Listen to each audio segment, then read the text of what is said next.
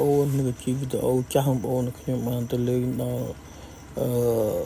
ចាក់ក្រៃបងប្អូននៅព្រំដែនបន្ទិញចាក់ក្រៃនៅព្រំដែនវៀតណាមបងប្អូននេះឆ្ងាយបងប្អូនមានមេឃធ្លាក់មិនយ៉ាងពីដែលចំនួន130គីឡូជាង700បងប្អូនតាំងពីទៅយើងមកស្ពីនលៀងបងប្អូនក្នុងការស្ពីនលៀងហើយហួសហើយមកយើងបត់ទៅតាមតាគោកចាក់ទៅដល់ព្រំដែនវៀតណាមបងប្អូនឆ្ងាយហើយវីដេអូណាក៏គាត់ចង់បងប្អូនទស្សនាលេងបងប្អូនវីដេអូរចាស់បងប្អូនហើយដល់នឹងហើយដល់ព្រំដែនបងប្អូនហើយនៅវិញរោងការទៅចូលទៅជ្រៅរោងការចូលទៅម៉ែធ្វើស៊ីហើយយើងក៏ស្គាល់ភូមិអីចាស់អង្គការឈ្មោះអីទៅព្រាវមកទៅព្រាវ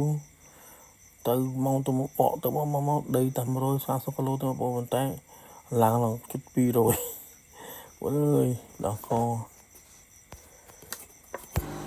នេះចូលក្នុងដល់ភូមិវាបងប្អូនដល់ភូមិវា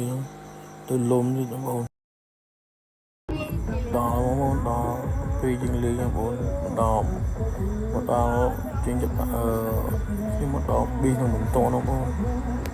ហើយក៏សូមអរគុណដល់ម្ចាស់កម្មវិធីដែលគាត់បានមកចាំទទួលនៅច្រកចូលគាត់អត់មកទេខ្ញុំនឹងពលប្រទេសឡង់ហើយរកផ្លូវចូលឃើញទេបានហើយវីដេអូមានតែប៉ុណ្្នឹងដែរសូមអរគុណជំរាបលាបងប្អូន